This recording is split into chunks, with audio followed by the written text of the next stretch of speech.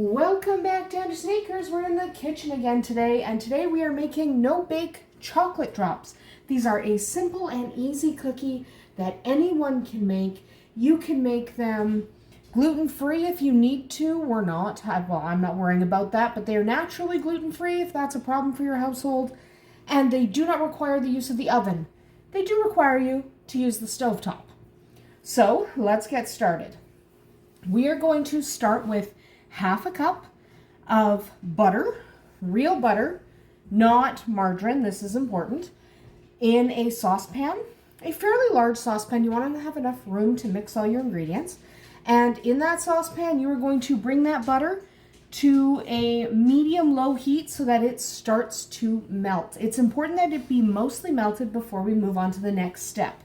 Now, we are going to time-lapse quite a bit of this video because we're going to spend a couple minutes waiting for this to melt. Then we're going to spend a few minutes waiting for something to boil. Then there's going to be a lot of just kind of waiting. So we're going to time-lapse portions of this video. So when we do time-lapse, I will put exactly how long the time-lapse was before I time-lapsed it. So you kind of know how long this is going to take, but it doesn't take that long. The longest part of this entire recipe is going to be waiting for your cookies to set. So, like I said, medium-low. You don't want to burn your butter or any of your other ingredients. So medium-low with your half cup of butter. So we're just going to time-lapse waiting for that butter to melt.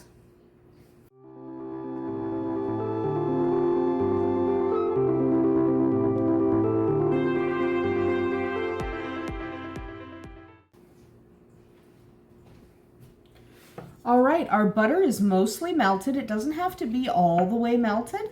Just give it a couple minutes to mostly get melted. And to that, we are going to add half a cup of milk. Okay, just half a cup. Keep things moving so the milk warms up but doesn't curdle. Then we are going to do 2 cups of sugar. Get that dissolved in there. Now you want, ideally, the sugar will melt as everything warms up because that's what sugar does, it melts.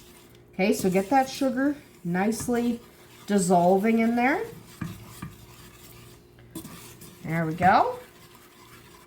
Now we're going to add 5 tablespoons of cocoa powder. Okay, get that in there. Get that mixed in. Now what we need is for this to finish heating up and to come to a mild boil. You don't have to stir it constantly while you're waiting for it to come to a boil, but you do need to pay attention because you'll need to stir it frequently. And you do want to make sure all your bits and bobs here, all your little pieces of cocoa powder are fully incorporated. So make sure you get all those. They will dissolve further as the liquid comes to a boil. Don't turn the heat up. You're still at medium-low. Okay, medium-low because you do not want to burn it. This is now basically chocolate, and you don't want to burn your chocolate. So we're just going to continue mixing and allowing this to heat up because that's what we need. We need it to get quite warm. So we're just going to leave it until it comes to a low boil. Remember, you don't want a rolling boil. That'll be a little too crazy and could result in burned chocolate. So we're just going to stir it occasionally at this point and wait for it to come to a boil.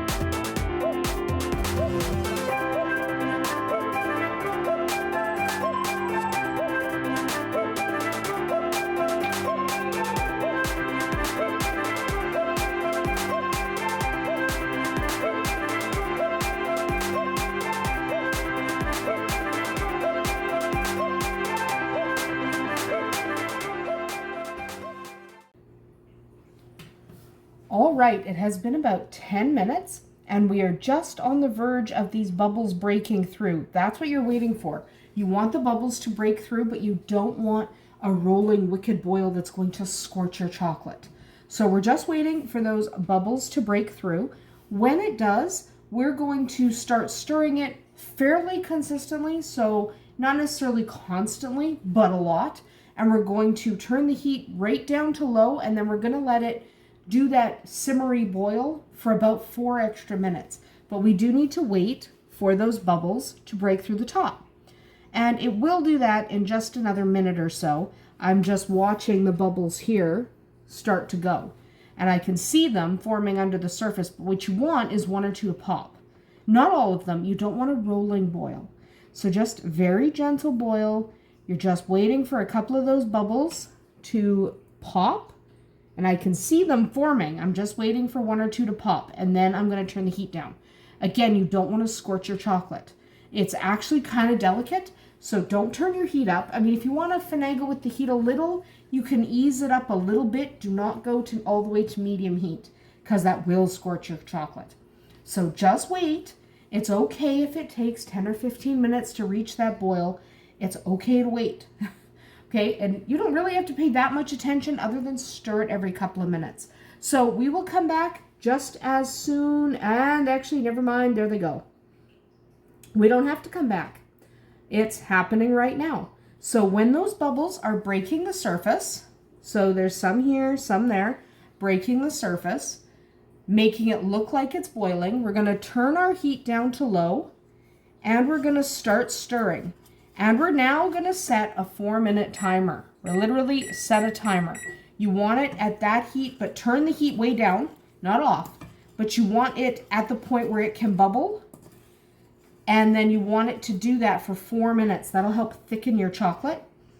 But you do want to turn the heat way down, because if you don't turn your heat down, it's probably going to scorch. So when you see those bubbles start to break the surface, that's when you set your 4-minute timer.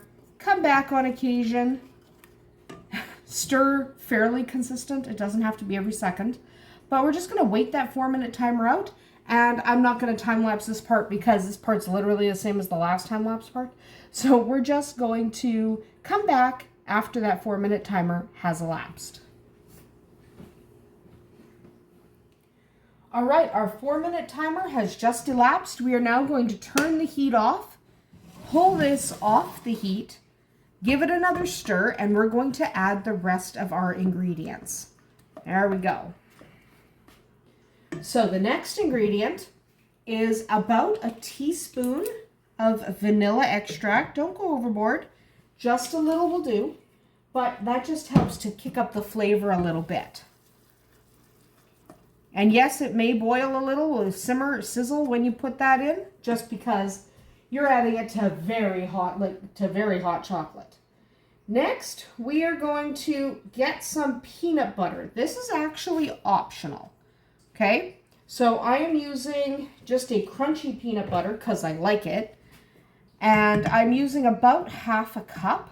You certainly don't have to add peanut butter. You can leave it out entirely, or you can substitute with coconut. Okay, it depends on what flavor profile you're looking for. So we're just going to mix that into there. I like to use the peanut butter, but again, you can leave it out entirely and just have straight chocolate, or you can sub it out with coconut. It doesn't really matter. It's just, what do you want to do? I like the peanut butter because it also helps thicken it. Okay, finally, we are going to add 2.5 cups of just your regular rolled oats that you have in the cupboard. Okay, most of us have those in the cupboard. So you just put those in, and now we need to get everything pretty well combined, because obviously you can't make a cookie until these are covered in chocolate. So mix that up really well. Okay, get all of those oats down off the side.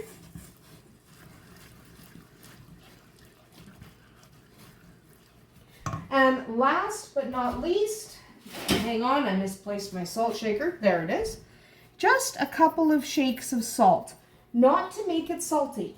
The salt is going to unify the flavors, and it will give us this really nice depth to our cookie. So you're not putting enough salt in to taste it. You're putting enough salt in to unify the flavors. There we go. Now we are going to, this is too thin still to put shape into cookies because it'll just roll all over the thing, all over the cookie sheet. So what we're going to do now is we are actually going to let that sit for 5 minutes so that it can cool down. 5 to 10 minutes. I find 5 minutes is sufficient, but depending on the humidity, sometimes I like to leave it for 10. So we'll come back in about 5 minutes to shape our cookie.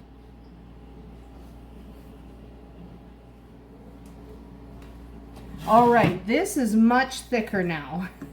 All right, much thicker. So that's what we needed, is just 5 minutes. So now we need, I'm just going to scrape off the excess. I'm not going to get rid of the wooden spoon because I might make another batch. I might as well reuse the same wooden spoon, but I'm just going to put it to the side.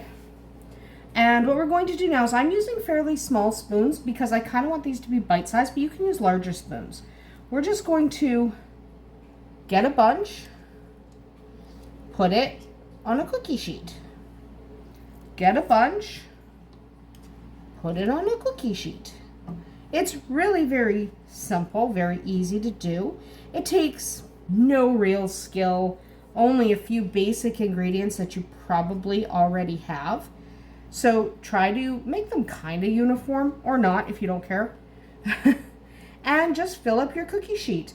So I'm not going to bother time-lapsing this because filling up your cookie sheet is kind of boring. But it's really the simplest thing. Take a little bit, push it off, kind of make them a little bit uniform, and then do it again. So we will come back when I've finished putting all the chocolate mix on my cookie tray, because this part's really boring to watch. All right, our cookies are formed. They are not yet set and ready to eat. They are still just squashy. So what we're going to do now is we are going to walk away and let these set. Okay, now that'll take 1 to 2 hours depending on the temperature and humidity in your home. Don't cover them. Don't put them in the fridge. Just let them sit on the counter and wait until they're done. Now, I got about 60 of these small cookies, so they're about the width of 3 of my fingers. I have small hands. So I got about 60 cookies out of that. If you make them larger, you could only get maybe 2 dozen. It depends how large you make your cookies. So if you make them small, you could get up to 5 dozen. You make them larger, you might only get 2 dozen. We will come back when they are ready to eat. And there you have it. Delicious, sweet, chewy treats that are just perfect for any occasion. Make them for your family, or make them for yourself. That's about it for us here today at Andersen Acres. We'll see you tomorrow.